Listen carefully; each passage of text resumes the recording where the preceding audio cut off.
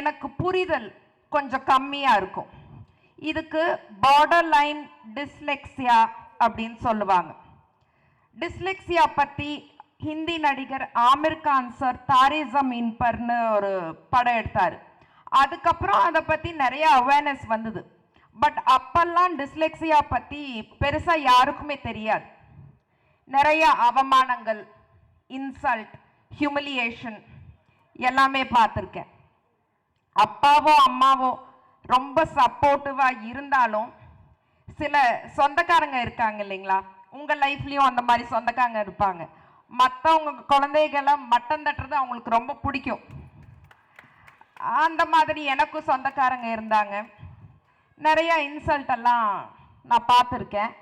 எனக்கு குழந்தையில என்ன ஒரு ஃபீலிங் இருந்ததுன்னா, நான் தான் இந்த உலகத்திலேயே ரொம்ப பாவமான குழந்தை அப்படின்னு என் மேலே ஒரு செல்ஃப் பிட்டி இருந்தது. ஒரு நாள் ஒரு ஸ்கூல் ப்ராஜெக்டுக்காக என்னை ஒரு பிளைண்ட் ஸ்கூலுக்கு கூட்டிகிட்டு போனாங்க. அங்கே கண்ணு தெரியாத நிறையா குழந்தைங்க இருந்தாங்க. அப்போ தான் எனக்கு தோணுச்சு, எனக்கு எழுத்து புரியாது, அவங்களுக்கு எழுத்தே தெரியாது. என் மேலே இருந்த செல்ஃப் பிட்டி போயிருச்சு. அவங்களுக்கு ஏதாவது பண்ணணும் அப்படிங்கிற ஒரு தேடல் ஆரம்பிச்சது.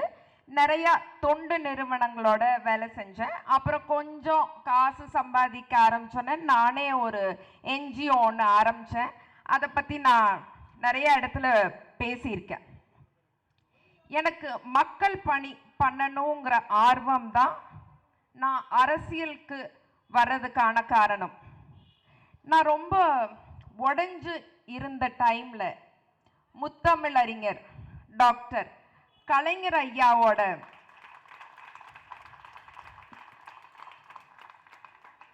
வரிகள் எனக்கு ரொம்ப ஆறுதலாக இருந்தது. அது ஒரு தாலாட்டு கேட்குற மாதிரி இருந்தது. திமுகவுடன் சேர்ந்து மக்கள் பணி பண்ணணுங்கிறது அப்போ ஆரம்பித்த விஷயந்தான். நான் காரில் இன்னைக்கு வந்துட்டு இருக்கும்போது என்னோட இன்ஸ்டாகிராம் ஓப்பன் பண்ணேன். அதில் ஒரு கமெண்ட், நிறையா கமெண்ட் வந்திருந்தது புது கட்சியிலிருந்து. என்னடி ஆளுங்கட்சியில் பெரிய பதவியில் இருக்கிற திமிரான்னு. சத்தியமாக சொல்கிறேங்க, பதவியில் இருக்கிற திமிரெல்லாம் இல்லை. ஆனால் திமுகவில் இருக்கிறத நினச்சி ஒவ்வொரு நாளும், ஒவ்வொரு நொடியும், ஒவ்வொரு நிமிஷமும் நான் ரொம்ப ரொம்ப கர்வப்படுறேங்க. இத்தனை நாள் ஊட்டச்சத்து நிபுணர் திவ்யா சத்யராஜ் அப்படிங்கிற அடையாளம் இருந்தது. இப்போ ஒரு புது அடையாளம் வந்திருக்கு, டிஎம்கே திவ்யா சத்யராஜ். திமுக திவ்யா சத்யராஜா இருக்கிறதுல நான் ரொம்ப ரொம்ப பெருமைப்படுறேன். திமுக பெண்களுக்கான கட்சி. பெண்களுக்கு எதிரான சித்தாந்தம் கொண்ட கட்சிகள் நிறைய இருக்கு. அதுல ரொம்ப முக்கியமான 2 கட்சிகள் ஆர்எஸ்எஸ் அண்ட் பிஜேபி. ஆர்எஸ்எஸ் ஓட தலைவர் திரு மோகன் பகவத் அவர்கள் ஓப்பனாவே பேசியிருக்கார். பெண்கள் இப்படித்தான் இருக்கணும், பெண்கள் வேலைக்கு போகக்கூடாது, பெண்கள் இப்படித்தான் ட்ரெஸ் பண்ணணும் அப்படின்னு எல்லாம் பேசியிருக்காரு. எங்க கட்சி திமுகல, எங்க ஐடி விங்ல மலர், பத்மபிரியா இப்படி நிறைய பெண்கள் இருக்கோம். எங்க மாண்புமிகு ஐடி மினிஸ்டர் ராஜா அண்ணா எங்களை அவ்வளோ மரியாதையா நடத்துவார். ஒரு நாள் கூட எங்களுக்கு ட்ரெஸ் கோடெல்லாம் இருந்ததே இல்லைங்க. Our voice is heard. நம்ம மாண்புமிகு முதலமைச்சர் திரு மு.க. ஸ்டாலின் அவர்கள் பெண்களுக்கு எதிராக எந்த ஒரு வன்முறை நடந்தாலும் அதை உடனே தட்டி கேட்டிருக்காரு. அண்ணா யூனிவர்சிட்டியில நடந்த சம்பவம்க்கு அப்புறம் அந்த நபருக்கு தண்டனை வாங்கி கொடுத்திருக்கிறாரு. பெண்களுக்கு எதிராக யாரு பேசினாலும் அவங்கள சஸ்பெண்ட் பண்ணியிருக்காரு. நான் பாஜக கிட்ட ஒரு கேள்வி கேட்கிறேங்க. அண்ணா யூனிவர்சிட்டியில நடந்த மாதிரி ஒரு சம்பவம் ஒரு முஸ்லிம் பெண்ணுக்கு நடந்தா பாஜக கண்டுக்க கூட மாட்டாங்க. அவங்களுக்கு 2 வார்த்தை தாங்க தெரியும், ஹிந்தி, ஹிந்து. தமிழ்நாட்டுக்கு நிதி இல்லை, தமிழ்நாட்டுக்கு நீதி இல்லை, நீட்டை மட்டும் தலையில கட்டிட்டாங்க. பாஜகவோட இன்னொரு மாபெரும் ஊழல் எஸ்ஐஆர். எஸ்ஐஆர் அவசரமா தேர்தல் டைம்ல அனௌன்ஸ் பண்ணணும்னு என்ன அவசியம்ங்கிறது நம்ம எல்லாத்துக்குமே தெரியும். பாஜக கவர்மெண்ட்டுக்கு தமிழ்நாட்டை பத்தி எந்த கவலையும் எப்போதும் இருந்ததே கிடையாதுங்க. ஒரு ஸ்டேட்ல எல்லாமே நல்லா இருக்கு அப்படிங்கிறப்ப ஆட்சி நடத்துறது கஷ்டம் கிடையாது. ஆனா ஒரு சம்பவம், அஜித் குமாரின் லாக்அப் மரணம், அதுக்கப்புறம் நம்ம திராவிட நாயகன் அந்த குடும்பத்துக்கு எம்ப்ளாய்மெண்ட் வாங்கி கொடுத்திருக்காரு, பட்டா கொடுத்திருக்காரு, நிதியுதவி செஞ்சிருக்காரு. கள்ளச்சாராயம் விபத்துக்கு அப்புறம் அங்க இருக்கிறவங்களுக்கும் நிதியுதவி செஞ்சிருக்காரு. இண்டஸ்ட்ரி, அக்ரிகல்ச்சர், மருத்துவம், சுகாதாரம், பெண்களின் முன்னேற்றம், குழந்தைகளின் முன்னேற்றம்னு தொட்ட துறையிலெல்லாம் வெற்றி நம்ம திமுக கவர்மெண்ட்டுக்கு மட்டும்தாங்க இருக்கு.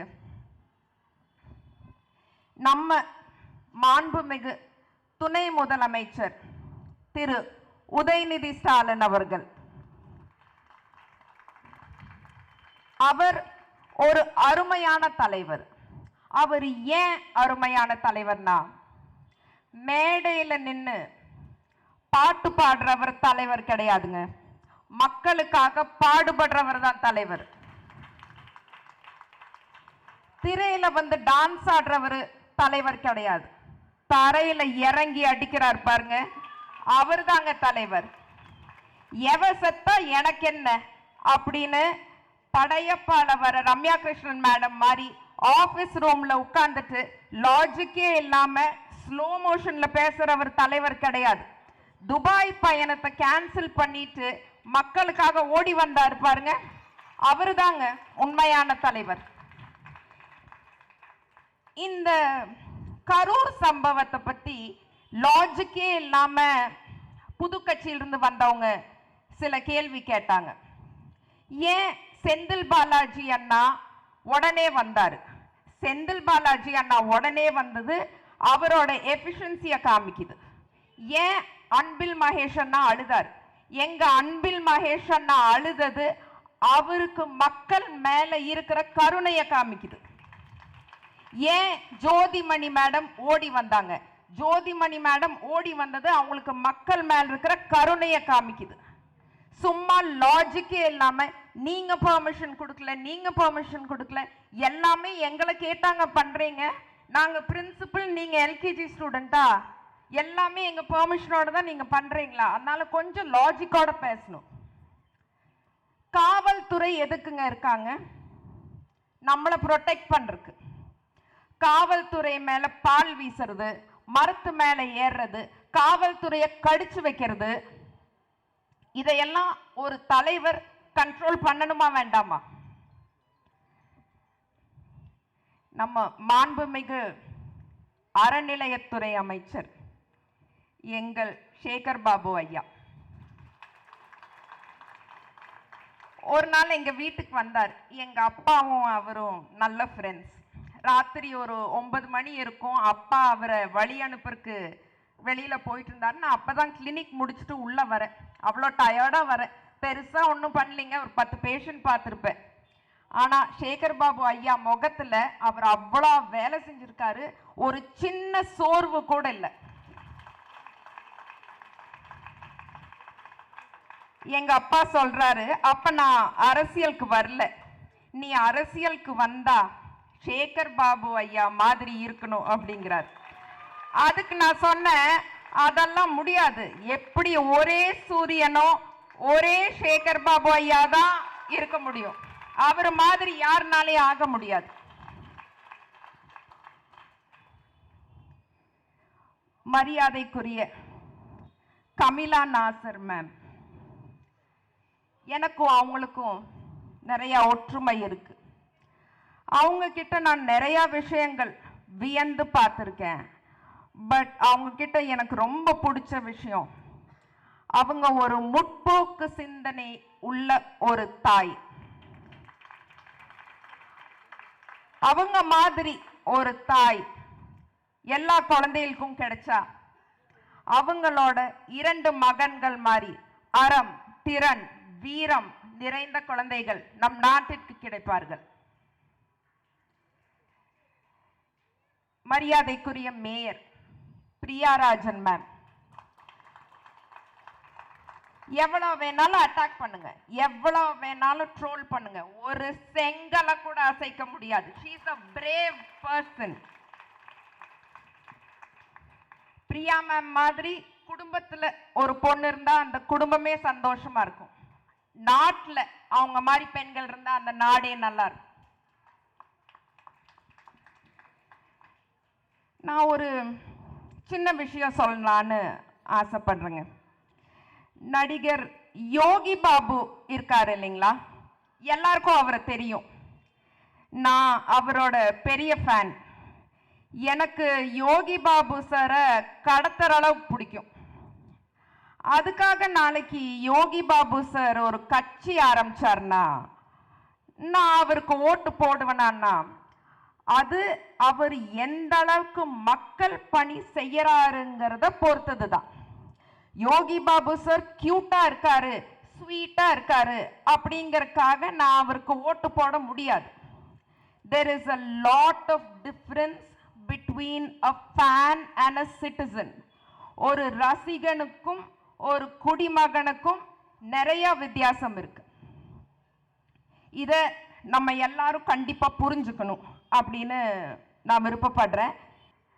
நான் இங்கிருந்து என் பேச்சை முடிச்சுட்டு வீட்டுக்கு போய் இறங்கறக்குள்ள புது கட்சியில் இருக்கிறவங்க என்னை ரொம்ப ஆபாசமா என்னெல்லாம் பேசக்கூடாதோ அந்த மாதிரி எல்லாம் எங்க பெண்களை பத்தி அவங்க பேசிட்டு தான் இருக்காங்க. நான் அவங்களுக்கெல்லாம் ஒரே ஒரு விஷயம் சொல்றேன். நீங்க சோஷியல் மீடியால எங்களை பத்தி பாடி ஷேமிங் பண்றதை விட்டுட்டு உங்களுக்கு தைரியம் இருந்தா நேரா என் வீட்டுக்கு வந்து கேள்வி கேளுங்க.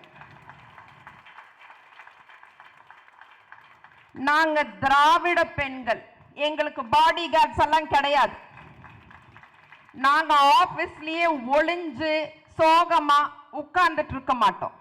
எங்க அப்பா ஷூட்டிங் போயிட்டார், நானும் எங்க அம்மாவும் தனியா தான் இருக்கோம். என் வீட்டு address 13A Brahadambal road, Nungambakkam, Chennai 34. தைரியம் இருந்தா நேர்ல வந்து கேள்வி கேளுங்க. எங்க நாளைக்கு ஒரு மழை வருது, ஒரு வெள்ளம் வருது. நம்ம பிரியா மேமும் உதயண்ணாவும் எந்த அளவுக்கு வேலை செஞ்சாங்க நீங்க எல்லாம் பார்த்திருப்பீங்க. அந்த மாதிரி ஒரு மழையும் வெள்ளமும் வந்தா ஆபீஸ்ல சோகமா உட்காந்து ஸ்லோ மோஷன்ல பேசுவாங்களா ஒரு தலைவர்? எனக்கு சுத்தமா புரியலீங்க, என்ன அரசியல் இதுன்னு எனக்கு சத்தியமா புரியல. திமுகவை அழிக்கணும்னு பேசிட்டு இருக்காங்கல்ல, பேரறிஞர் அண்ணா, முத்தமிழறிஞர் டாக்டர் கலைஞர், தந்தை பெரியார், இந்த மாதிரி தூண்கள் இருக்கும்போது திமுகவை அழிக்க முடியாதுங்க. தமிழ்நாடு போராடும், தமிழ்நாடு வெல்லும். இது திராவிட மண், வெற்றி நமக்கே.